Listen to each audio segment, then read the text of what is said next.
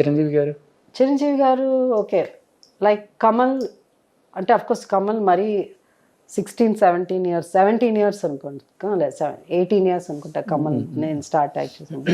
చిరంజీవి గారు అదే ఇది కథ కాదు, ప్రాణం ఖరీదు, ఇంకో ఏదో సినిమా కూడా మేము ఇద్దరం యాక్ట్ చేసాం.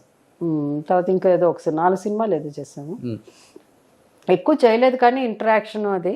బట్ ఆయన one of the his journey is ఒక వెరీ వెరీ టఫ్ ఆయనకి. ఎందుకంటే పెద్ద హీరోస్ 4-5 అక్కడ ఉన్నారు.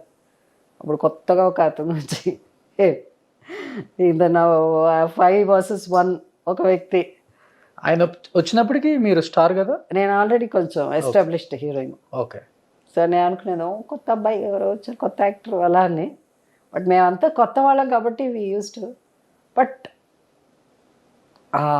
విల్ పవర్ అది అచీవ్ చేయాలి అన్నది, క్రమశిక్షణ అంటే just not time, health, exercise అది కాదు. ఈ had so many other things. Was spiritual. ఓ ఇది దేవుడికి ఇలా దండం పెట్టుకున్నా. ఈ వాజ్ హనుమాన్ భక్తుడు.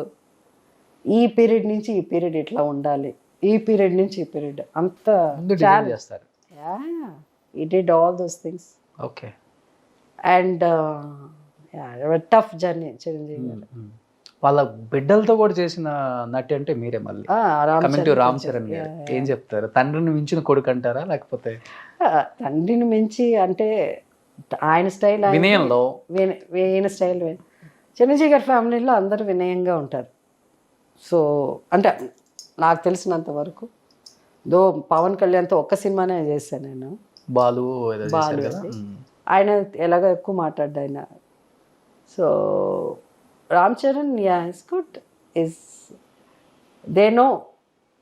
ఎందుకంటే తండ్రి, అదే చెప్తున్నాను, నేర్చుకుని క్రమశిక్షణగా సెట్కి వచ్చినప్పుడు పెద్దవాళ్ళని ఎలా గౌరవించాలి, పెద్దవాళ్ళతో ఎలా మాట్లాడాలి, అవన్నీ ఉంటుంది. సో అవన్నీ they well you know very disciplined.